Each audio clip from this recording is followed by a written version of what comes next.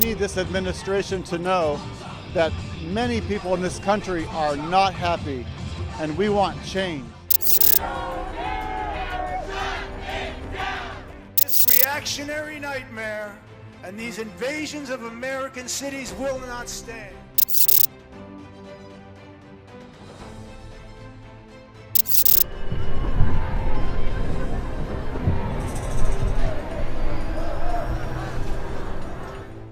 I think it's a joke. I looked at the people. They're not representative of this country.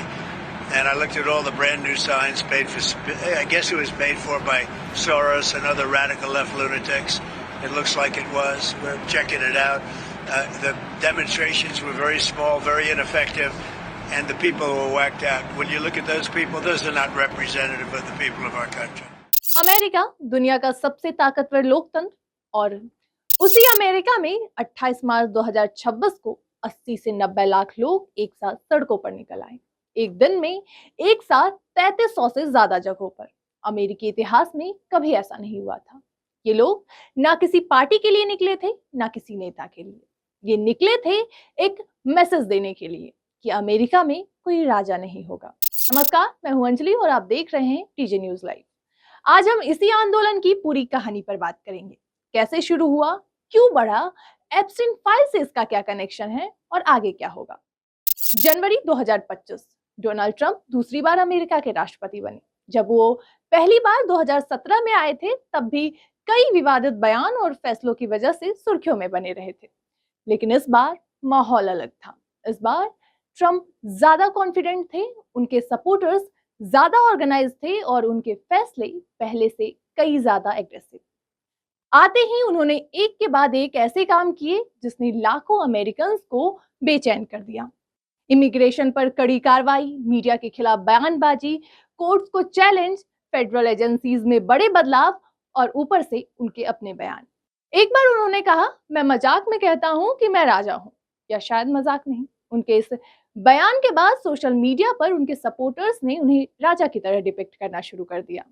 Trump के crown पहने हुए images viral होने लगे और तब लोगों ने सोचा, अगर ये खुद को राजा मान रहे हैं तो हमें उन्हें याद दिलाना होगा कि अमेरिका में राजशाही नहीं चलती। 14 जून 2025 ये नो किंग्स प्रोटेस्ट का पहला दिन था। ये तारीख इसलिए भी चुनी गई क्योंकि उस दिन ट्रंप का 79th बर्थडे था और उसी दिन अमेरिकी सेना की 250वीं सालगिरह की परेड थी, जिसे ट्रंप ने खुद ऑर्गेनाइज करवाया था। मीडिया रिपोर्ट्स के मुताबिक इस दिन को नो किंग्स डे नाम दिया गया। ऑर्गेनाइजर्स ने सोचा कि जब ट्रंप अपनी ताकत का जश्न मना रहे हैं, तब हम बाहर निकलकर जवाब देंगे। और जवाब मिला 50 लाख लोगों का 2100 से ज्यादा शहरों और कस्बों में बाहर निकलकर विरोध के रूप में। इस प्रोटेस्ट को इंटरनेशनल लेवल पर नो डिक्टेटर्स और नो टायरेंट्स के नाम से भी जाना गया। ये 20 से ज्यादा देशों में हुई, जिनमें कनाडा, जापान, मेक्सिको और यूरोप शामिल थे। आंदोलन का नाम और कॉन्सेप्ट 50-51 मूवमेंट ने दिया था। Invisible move on, ACLU, American federation of teachers जैसे 200 से ज्यादा ऑर्गेनाइजेशन इससे जुड़े। ये कोई स्पॉन्टेनियस भीड़ नहीं थी, ये एक ऑर्गेनाइज्ड, शांतिपूर्ण और दमदार आंदोलन था। लेकिन जून 2025 तो बस शुरुआत थी। जून से अक्टूबर के बीच में जो हुआ, उसने आग में घी का काम किया।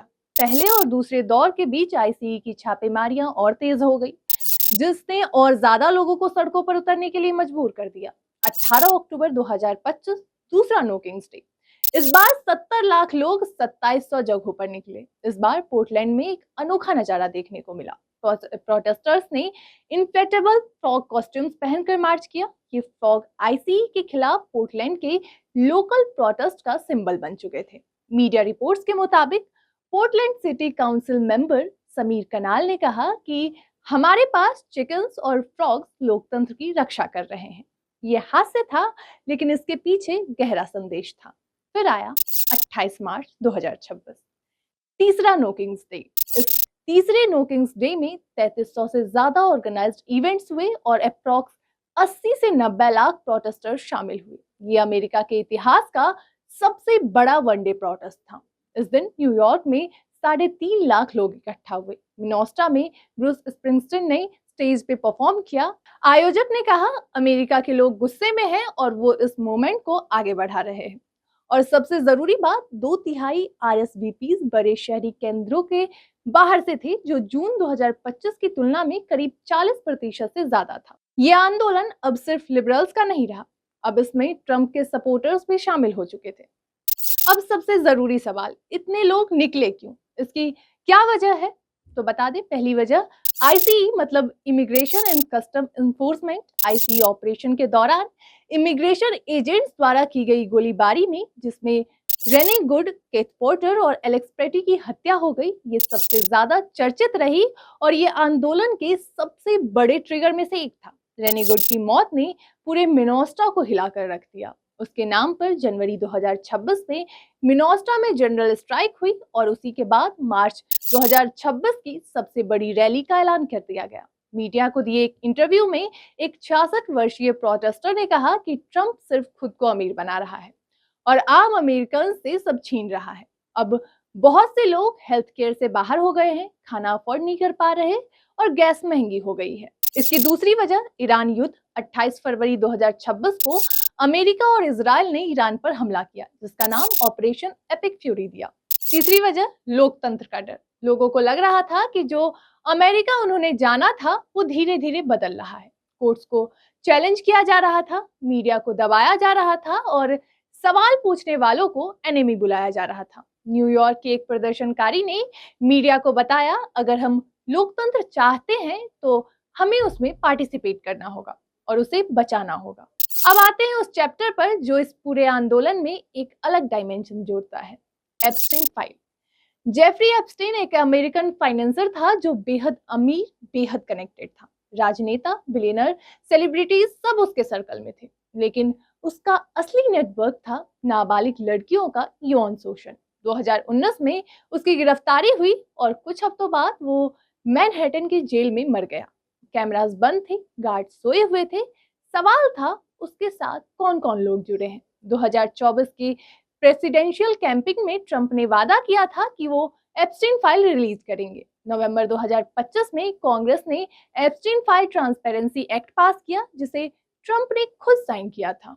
19 दिसंबर 2025 को डिपार्टमेंट ऑफ जस्टिस ने 35 लाख पन्ने जारी किए, लेकिन जब लोगों ने देखा 550 से ज्यादा पन्ने पूरी तरह काले थे। एक पूरा 119 पन्नों का grand jury document full black. Victim लड़कियों के नाम दिख रहे थे, लेकिन ताकतवर लोगों के नाम छुपे थे। ट्रंप की एक तस्वीर वेबसाइट पर आई और घंटों में गायब हो गई। एजी पैम बॉन्डी ने फरवरी 2025 में कहा था कि क्लाइंट लिस्ट उनकी डेस्क पर रिव्यू के लिए रखी है, लेकिन जब फाइल्स आई तो डीओजी ने एक मेमो निकाला जिसमें लिखा गया था कि कोई क्लाइंट लिस्ट आई ही नहीं थी। एक हालिया पोल में सामने आया कि करीब आधे अमेरिकन, जिनमें 1/4 रिपब्लिकन्स भी शामिल हैं, मानते हैं कि ईरान युद्ध पार्शियली एप्स्टीन फाइल से ध्यान हटाने के लिए किया गया। अब यहाँ एक इंपॉर्टेंट एंगल है जिसे हम क्लियरली पब्लिक डिस्क्लोजर में उठाया एक सवाल के तौर पर देखें, ना कि प्रूवन फैक्ट्स के रूप में। टाइमलाइन देखिए, दिसंबर 2025 एप्स्टीन फाइल जारी हुई और दुनिया भर में हलचल मच गई। फिर 28 फरवरी 2026 ईरान पर हमला किया गया और उसके बाद एप्स्टीन फाइल की गूगल सर्च रातों रात गिर गई। अगर आप गूगल पर एप्स्टीन फाइल की सर्चेस देखें तो वो युद्ध शुरू होने के बाद तेजी से गिर गई। कम से कम टेम्परेरी रूप से ये काम कर रहा है। कई रिपोर्ट्स में लिखा गया कि युद्ध ने क्लासिक डाइवर्जनरी वॉर की तरह काम किया। डोमेस्टिक स्कैंडल से ध्यान हटाने की कोशिश की गई है। कुछ लोग ये क्लेम कर रहे हैं कि ट्रंप को इजराइल ने एप्स्टीन फाइल के जरिए ब्लैकमेल करके युद्ध करवाया। इसका कोई डॉक्यूमेंटेड एविडेंस नहीं है। ईरान के अपने जियोपॉलिटिकल कारण थे, इजराइल का दबाव रियल था, लेकिन कोई प्रूवन ब्लैकमेल नहीं। ये सच है कि डिस्ट्रैक्शन हुआ, लेकिन ये जानबूझकर किया गया था या नहीं, ये अभी भी डिबेट में है। अब बात करते हैं उस बड़े पॉलिटिकल बैकड्रॉप की जिसके बिना ये पूरी कहानी अधूरी है। ट्रंप के दूसरे कार्यकाल में अप्रूवल रेटिंग लगातार गिर रही थी। इंटरनेशनल मीडिया रिपोर्ट्स के मुताबिक CPAC 2026 में मागा मूवमेंट में अंदरूनी दरारें दिख रही थी। कई मागा इन्फ्लुएंसर्स ने ईरान युद्ध की आलोचना की। उन्होंने कहा कि ये इजराइल के हित में है, ना कि अमेरिका के। इकोनॉमी पर भी दबाव था। टैरिफ्स की वजह से मार्केट में उथल पुथल मच गई थी। हेल्थ केयर कट्स के बाद लाखों लोग बेचैन थे और ऊपर से एप्स्टीन फाइल। ट्रंप ने एप्स्टीन फाइल को लेकर जो वादे किए थे उनसे पलट गए। इससे उनके ही मागा सपोर्टर्स में शक पैदा हो गया कि कहीं ट्रंप खुद तो इसमें इन्वॉल्व नहीं, या वो किसी एलिट को प्रोटेक्ट तो नहीं कर रहे। हर बड़े आंदोलन को दोनों तरफ से देखना जरूरी होता है। प्रोटेस्टर्स में से एक जर्मन इमिग्रेंट महिला ने मीडिया रिपोर्ट्स में बताया, मैं जर्मनी से आई हूँ, मैं जानती हूँ फैसिस्ट को कैसे पहचाना जाता है। मुझे 1930 की याद आती है जब लोगों ने आवाज नहीं उठाई और इसलिए मुझे यहाँ आना था। इस पर गवर्नमेंट का जवाब आया और व्हाइट हाउस ने ट्रंप की तुलना फैसिस्ट से करने वाले बयानों को इन्फ्लेमेटरी बताया और इनएक्यूरेट कहा। अब क्रिटिक्स का नजरिया देखें तो एक रिपब्लिकन कांग्रेसमैन ने कहा कि नो किंग प्रोटेस्ट की आयरनी देखिए, असली मोनार्की तो डेमोक्रेटिक पार्टी में है। इसका जवाब प्रोटेस्टर्स ने साइन के साथ दिया और टेड क्रूज ने बिना किसी सबूत के कहा कि ये पेड प्रोटेस्टर्स हैं, जिसका जवाब प्रोटेस्टर्स ने साइन से दिया कि no one paid to me to be here. तो अब इस कहानी को पूरा समेटते हैं। एक नो किंग्स आंदोलन जो अमेरिकी इतिहास का सबसे बड़ा जन आंदोलन बन चुका है और ये बढ़ता जा रहा है। जून में 50 लाख, अक्टूबर में 70 लाख, मार्च में 90 लाख।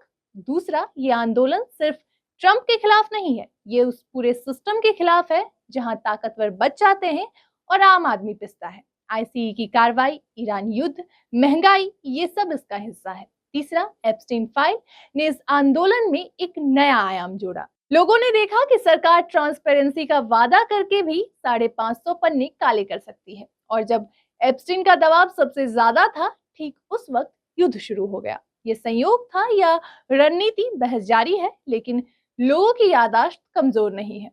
अब आगे क्या होगा ये कहना अभी मुश्किल है। मिड टर्म इलेक्शंस नजदीक है, आंदोलन बढ़ रहा है और दुनिया देख रही है, लेकिन इतिहास गवाह है कि जब करोड़ों लोग शांतिपूर्वक लेकिन एक साथ खड़े हो जाते हैं तो बड़े से बड़ा तख्त हिल जाता है। अमेरिका के लोगों ने दुनिया को एक मैसेज दिया है कि लोकतंत्र कोई गिफ्ट नहीं होती जो एक बार मिली और हमेशा रहेगी। लोकतंत्र वो है जिसे हर पीढ़ी को खुद कमाना पड़ता है, हर दिन, हर सड़क पर, हर आवाज से। और जब तक ये आवाजें उठती रहेंगी, नो किंग्स, कोई राजा नहीं, कभी नहीं।